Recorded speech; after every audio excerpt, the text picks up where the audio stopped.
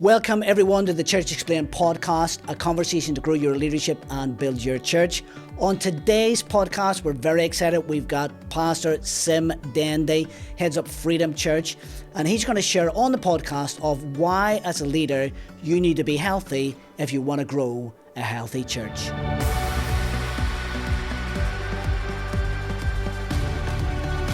Hey, I'm Dave. And I'm Nathan, and we are your hosts on the Church Explained podcast. And today we are joined on the podcast by the man, the myth, the legend, Mr. Sim Dendi. Sim has been a church leader for over 20 years and is, I'm reading a little bio I've got here of you, Sim. You're a presenter and communicator, speaking regularly at conferences and churches around the UK. He's also part of the leadership team for Spring Harvest and the senior leader of Freedom Church based in Romsey in the UK. So welcome, Sim. It's good to have you with us. Why don't you just share a little bit more about yourself, your family, and maybe your leadership role? Yes, thank you very much. Good to be with both of you. Thank you, Dave. Thank you, Nathan. It's good to be on your podcast. Yes, I lead Freedom Church here in the south coast of England, and I'm married to Lottie. This will be our 25th wedding anniversary this year. If we get to go anywhere next month, who knows? But we're hoping to celebrate in some way. And I've got 4 children. I call them children, but I kind of got 2 fellas and a couple of girls. So my boys are 22 and 19. And hopefully trying to remove them from the home slowly. So Zach, Levi, Flo and Jemima are my amazing children. That's amazing. That's amazing. And Dave, you recently, I read his book, Simple Church. Yeah. Maybe when my dad got sent a free copy. Sorry, Sim. Yeah. But you read it recently as well. Yeah, that's right. So I picked it up recently, and I was really touched with this idea of healthy leadership, healthy church, and that's what we want to talk about on the podcast today. Yeah. Talk around that idea, and you had a great quote in there. Well, you've probably lots of good quotes in there, but one I want to pick up on is this. You say in the book that a healthy church leader can take a disillusioned group of believers and give them life and direction. So I think it's a brilliant quote, that. Yeah, and I just wondered if you could speak into that a little bit around this idea of healthy churches, healthy leaders, and how they connect together. Yeah.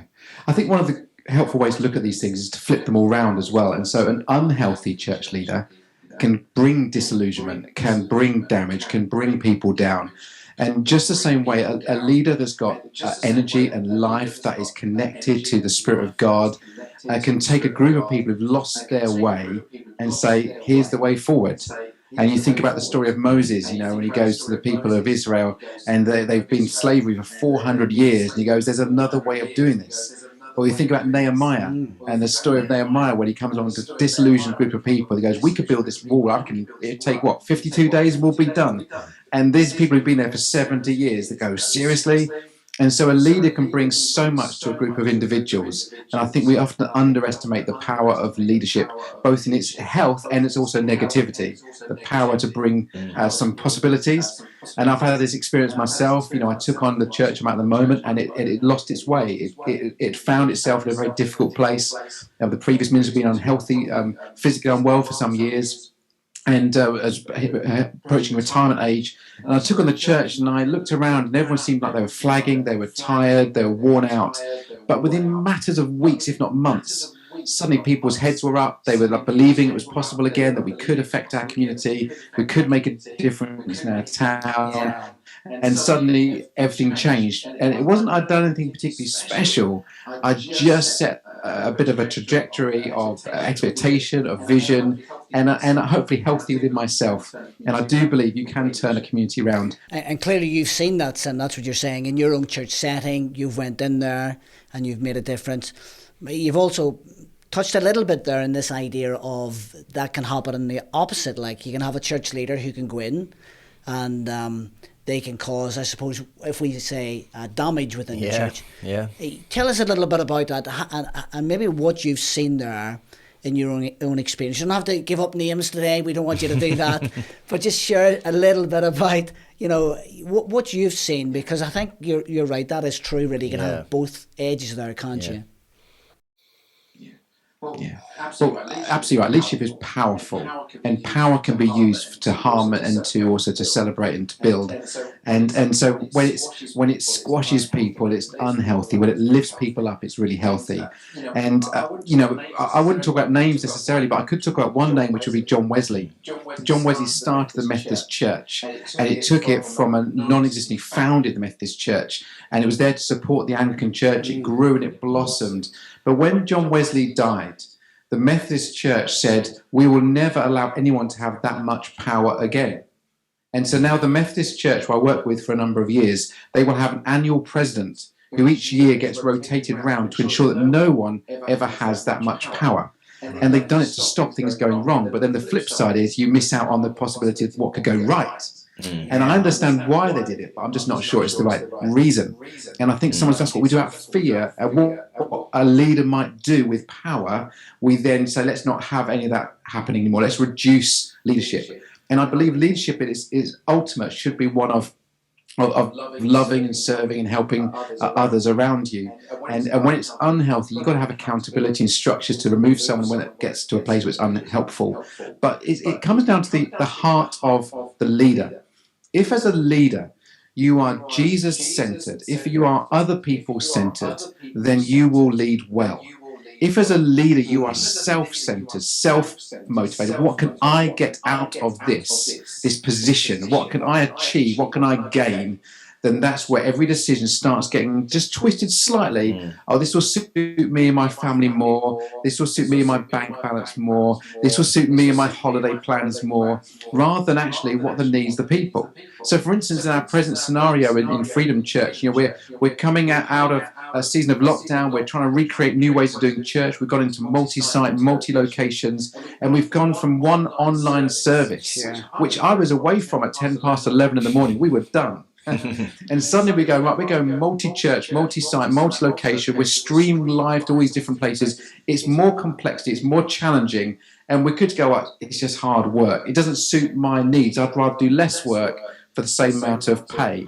But actually, no, we're here to serve others. We're here to serve the communities around us and not for our own personal benefit. So when leadership becomes unhealthy, it becomes self-centered. When it's healthy, it's other people-centered. How can I lead others? I think what you're talking about is really, really important in terms of the focus and the heart of the leader, as you called it. And I guess in this moment as well, we've seen so many leaders who have faced issues and faced problems because it has become self-centered, maybe even a little bit ego-driven, if we could use that term, a little bit ego-driven, and been part of that. So just flipping back, you mentioned some words like caring and serving. I guess these would be kind of Jesus's model of leadership, but I wondered if you'd just dive into that a little bit more. What is the model of Jesus's leadership, and how do we grab that as leaders today? Yeah, I think exactly right. Jesus did model incredible leadership. When you think about what he did, 2,000 years later, we have a global movement started by Jesus and his small crew of followers. It's incredible. And we're all here today as followers of Jesus because someone else led us to meet him. And so it's something that's been passed down from generation to generation. Incredible. But for me, one of the things Jesus did was he led by example. And so he never did something expected other that wasn't doing already. He went first. And I think as leaders often we can point and go, you should all go that way. Like, no, you need to lead. And so it starts by you going first. If you're not willing to put your hand in your pocket, to put your money in the offering, don't expect anyone else to put their money in. It's not going to happen. And Jesus went first. He got up early. He prayed. He spoke gently to those on the edge of the community where others were pushed them out. He said, let the children come to me. Don't hinder them. For the kingdom of heaven belongs to those such as these. And he set an example. He served. He went and he healed those on the edges. He went to the sick. He went to the woman at the well. He went to the woman caught in adultery. He went to the leper colony. And he spoke to people that the community said, oh, don't do that. He led by example. He ate with sinners. He sat around the table and he raised a glass of freshly turned water into wine with all the different people there, the Samaritans, the stories he told, and the people he led by example. And I think that's often, as leaders, we don't always appreciate what we do by example.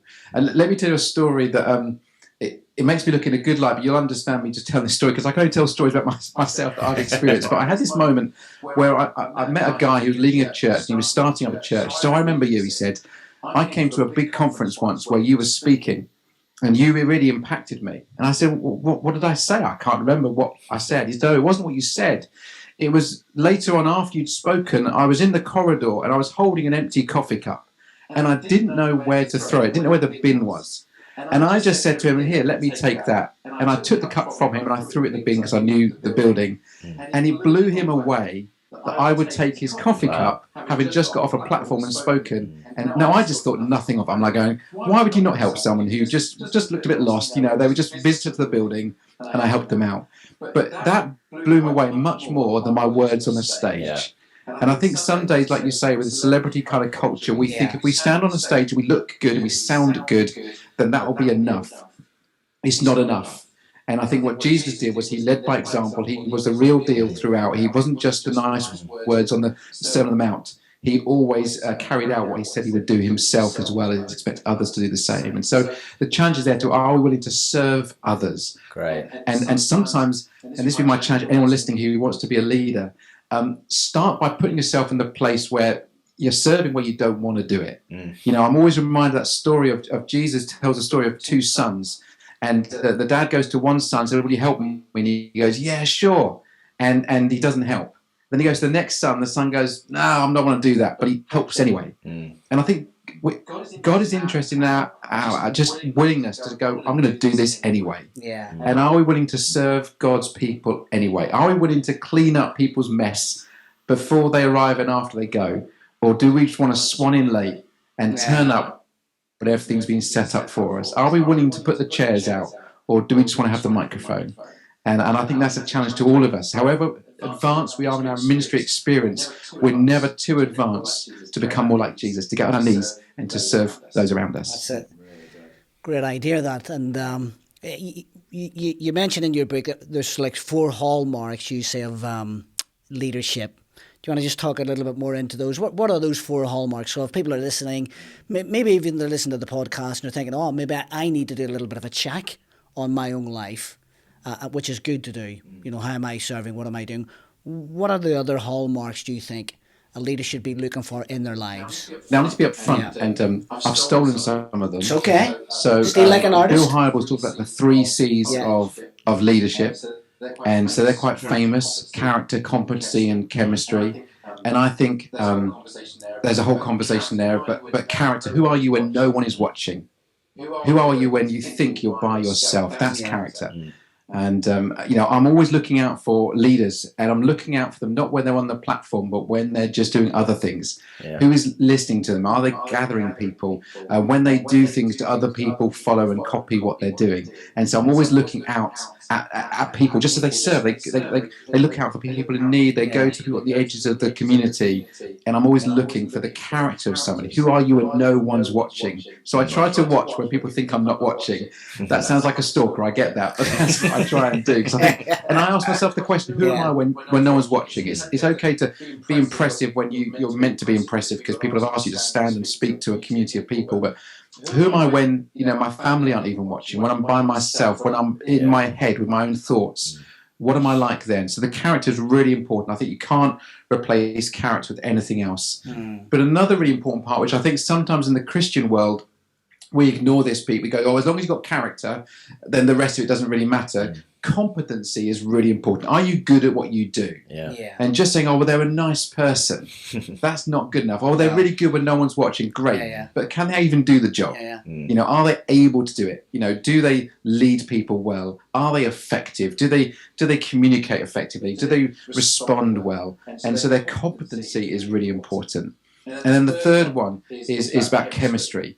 Do you fit into the organisation? Do you fit in with others? Because all very well being a great leader, great character, great ability, but if you just don't fit, you're always going to be frustrating to others and frustrating to yourself. You'll find yourself going, I just hit against the brick wall all the time. But the 4th C I did in the book was the one about calling. And I think this is so important. If as a leader, You are called to do what you are doing. When I say calling, I mean you just know God has spoken to you. This is what you're meant to be doing. It's your gut feel. That when those days come and you get that really aggressive email, or someone just says something about you or your family member, or someone just absolutely hammers you for something you've said or a book you've written or whatever it is you've done, it can, the greatest person can just, shrivel if they don't remember, God called me to do this. Yeah. He asked me to do this. We spoke earlier about Moses, and God called Moses to face all kind of different trials with Pharaoh, and had to keep reminding himself, this is what God has called me to do. And so it's been so important for me personally as a leader, when I've hit hurdles and challenges, to remind myself, this is not my plan, this is God's plan. I'm called to do this. It's not my desire. And I would say that's essential. So we can have great character, great competency, great chemistry. But ultimately, I always say to leaders or people who say, I feel like I should be a leader, I said, do you know God's calling on your life? If you know God's calling, the rest of it we can work out. That's amazing. I love that, what you just said at the end. If you know God's calling, the rest of it we can work out. And I guess the power in the calling part of that is that in the moments where you do feel like, I want to give up, actually, it's not an option. You might feel like it, but it's not an option. I'm called to this. I'm called to do this. So we're talking healthy leader and healthy church. We've looked at those 4 hallmarks of healthy leadership. What would you say are the hallmarks of a healthy church? Wow. I mean, this is the whole crux of Simply Church, the book that I wrote. So I'll try and sum up briefly for the sake of our time. But I would encourage anyone who wants to create a healthy church to look straight to Acts chapter 2, 42 to 47. It's 5 of the most powerful verses for any church leader to read. And I would argue, if your church does not reflect that, then you still have some work to do. And I would probably say we all still have some work to do, because I've written in the book there's these 10 hallmarks that exist in Acts chapter 2, 42 to 47, that are essential to today's church. It may be a different era, but I still think it's relevant today. So we should be people that preach the word of God. I think that's essential. We should be people where there is fellowship and community and family and belonging, where I think there's importance around food. We've missed this last season, the importance to eat together, definitely, to sit around a table and just relax together, know one another properly, to pray, not just as a kind of a start of a meeting, but as a habit, as a culture, that we're people of prayer. For awe of signs and wonders, the move of the Holy Spirit and power. The charismatic movement was not just a thing of the 70s or the 90s of the Toronto blessing. I believe God and His Spirit wants to move and continue to move amongst our churches. Meeting together, regularly gathering. Don't put off the time of gathering, of 2 or 3 gather my presence. Those things are really important. We need to gather. And then the one that this way gets difficult, the sharing everything you have. What's mine is yours. If I've got something, you need it, you can have it. And then to live generously, to have an open wallet, to be the first person to buy the round of the drinks. If you can get to a pub, that's the sort of thing you can do. To live generously. And then last 2, about how do we worship, staying God focused. I'm focused on God and His purposes. And then they also met in homes. There's something about meeting in homes where you are known. And I know that it's not everyone's thing that, we can go meet in a coffee shop. True. But when you meet in someone's house, if you came to my house, you would learn so much more about me. You'd know the way that my family operates, the way that my house is laid out, the things are on my walls, and how I welcome you in, and whether I give you a nice drink or whether I try and fob you off with a cheap something or other. It makes a difference. And meeting in homes, you get to be more known, so more vulnerable. So those 10 hallmarks, obviously every church needs to have them, because a church is this vibrant community of believers. But it looks like the early church, just in a modern way of doing it. And we see, Sim, that a couple of your favourite movies are Rocky Balboa and Grease. They're on the wall to your left. We call this our games room. We've got like a screen up so we can watch films. And when we put my wife loves interior decoration. She said, everyone gets to choose their favourite movie. And Rocky was all right. But I've managed to persuade my son Levi. We watched Creed together. You can't. Oh, very good. I thought yours was going to be Grease, actually. Hey, some great stuff there. A couple of other things just to draw out of that. I mean, if they are the hallmarks of a healthy church, do you think a church or like a church leader, do you think they should track those things? And if so, what would you recommend? Let's say a church is watching, church leader, they're thinking, yeah, sounds great that, but how do I really get these to work in my setting? Should they track them? Dave, this is probably the toughest question, because I think it's all very well having principles and ideas, and we can theorize and write books about stuff. But when the rubber hits the road, how do you measure stuff? Because you don't measure stuff, it never actually happens. Yeah, if you never actually count, it doesn't count. People are more than numbers. I get that. People are more important than any spreadsheet or pie chart, 100%. But if you don't count things, you've got no track of, is this actually working? Are people really, and it's not about bums on seats and cash in the bank. They're the two things often churches, because you can work those out. But trying to understand, is our church more in love with Jesus today than they were a year ago, is a harder thing to answer the question. Do we have a culture of prayer, not just prayer meetings? These are tough questions. Are we a more generous church? And that isn't just about, did you give away from your budget? But did I give away from my pocket? And is this now seeping into the whole of the church life? Do we have a generous community? So absolutely right. These are tough questions. So metrics are really helpful, are important, but they don't show everything. And I would say 100%, yes, you should track things. You should track numbers. You should track health and attendance and all those kind of things. But you cannot beat, as a church leader, being in the room with people. You cannot be actually face-to-face, looking someone in the eye and go, how are you actually doing? And you've got to know your church. You cannot sit in an ivory tower as a leader and read spreadsheets and be a remote leader. And I know it's like, because in this in the pandemic, I've had to almost do leadership by remote control, and you don't know who's watching. You've got numbers on the screen, but who are those numbers? But when you start to go outside and you get to see someone, you get to walk with them, you get to look them in the eye. For me, these last few weeks, having church opening up again and be able to go round to our different locations to catch the vibe in the room, to see what's really going on in people's lives, and just to go, how are you doing? Definitely. And just to kind of look at them and sense what God is doing. No metric tells you that. And so I say metrics are important, but you must know your church. A shepherd must know its sheep. You can't just know your spreadsheets. So it's not a very helpful answer. In some ways, it's both and. But let's count. Let's count our sheep, but let's care for our sheep as well. No, I love that. Don't just look at your spreadsheets, but look at your sheep. It's a good quote. It's a great name for a book. Yeah. And maybe that's your next book, Sim, which is really great. And I guess it goes back, if I was just to kind of link it back to right at the start where we were talking about, being a healthy leader.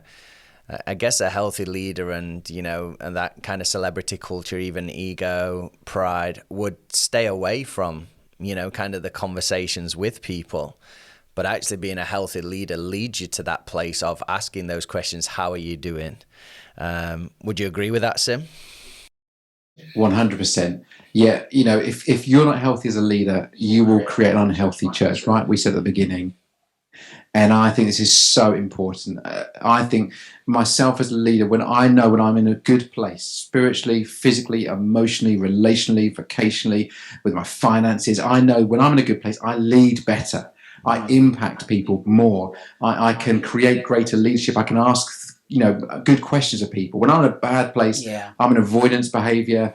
I'm trying to make excuses, and I'm ignoring other people's behavior as well, because I think I can't call them out because my behavior sucks, my attitude sucks. So why should I, so I think you're absolutely right. And if I can recommend one book, it's not mine. I would.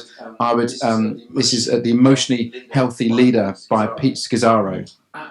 Absolutely first class. And let me tell you an honest story. I've just been rereading that book, and I read it, and I said to my wife, I should have read that book 5 years ago when it first came out. I've wasted those 5 years, because that's such a good book. Every leader should be reading and understanding about their own well-being. And then here's the embarrassing thing. I went through my bookshelves the other day. I was doing a little bit of kind of like just tidying up, and I realized I bought the book when it first came out and never read it. I left it on my shelf, and then I just picked it up again. I bought another copy, and I realized I just bought a copy, put it on the shelf, and went, I'll get round to that. And I think as a leader, you've got to invest in yourself. Do find books to read. God's Plan for Your Wellbeing by Dave Smith, superb book. We're running through that as a church at the moment. Excellent. Anything by Ruth Haley Barton, Strengthen the Soul of Your Leadership. Brilliant book. But the Pete Scazzaro, the Emotionally Health Leader, is superb, and it will get you to ask honest questions and get some accountability. I think the challenge of being a church leader is often you think, I'm at the top of my organisation. Where do I go for accountability? Find people beyond yourself. And I have people I meet with regularly, I go to regularly and saying, help me, am I on track here? And ask good questions of my leadership. But, this is so important. We talked before about mumps and measles. As a leader, if you say you've got mumps, but you've actually got measles, the people in your church will catch what you're carrying. Yeah. And if you're carrying something unhealthy, they will capture that. If you are a generous person, if you are a worshipping, God-centered person, if you are someone who prays regularly, they will catch what you're carrying. And so it starts with you as a leader. I wish there was an easier way. I wish you could just do the metrics. I wish you could just do a beautiful service with a nice platform presentation and a really good talk and you're done. But the truth is, it starts with you as an individual. And if I'm in a good, healthy place, my church will grow healthy as well. Hey, Sim, that's brilliant. Hey, we're about to wrap up in a moment, but before we do, you've mentioned two things there, in regards to a leader, in the sense if they're doing a bit of a check.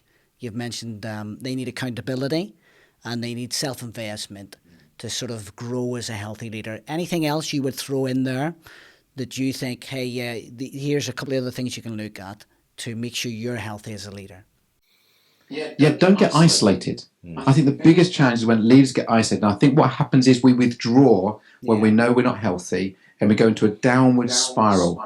What we need to be doing is starting connecting and reaching out to our peers and our friends and that's why it's important to have friends who lead other churches and saying, can you help me?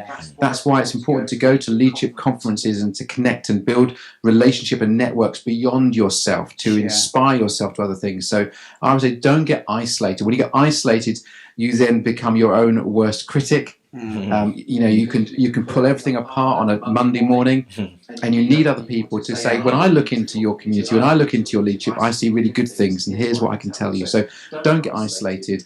Do get connected. Build friendships. This is a tough gig being a church leader. It's a tough gig. We need some friends. We need people that actually like us for being who we are, and we enjoy being with them. So pick up the phone, arrange a coffee, pay for the coffee yourself, or pay for the lunch yourself. Invite someone round and engage with people, and don't get isolated. We're at our worst when we're by ourselves. Well, what a great episode that has been together, and we want to thank you, Sim. Sim, just remind us of the name of your book and also where people may be able to find you on social media, etc. Yeah, so my book is Simply Church with its new fancy pink cover. We just redid a version of it with a whole piece around weathering the storm regarding the issue of COVID and the pandemic. How do you face a storm as a church and get through it? And so that's a really helpful piece and some really practical things in there as well. And my kids laugh at me, but all my stuff is all under my name, Sim Dendi. There's no weird names. If you want to find me on social media, @Sim Dendi gets me on all platforms, and I'd love to engage. And I'm keen to support leaders any way that we can to serve, to make sure the church grows stronger as leaders grow healthier. Brilliant. Well, it's been great to be together today, and we want to thank Sim again, and want to thank you for listening. Please rate, review, subscribe, and even share this to anyone that it would be helpful, this conversation around healthy leader and healthy church. And we look forward to seeing you next time on the Church Explained podcast.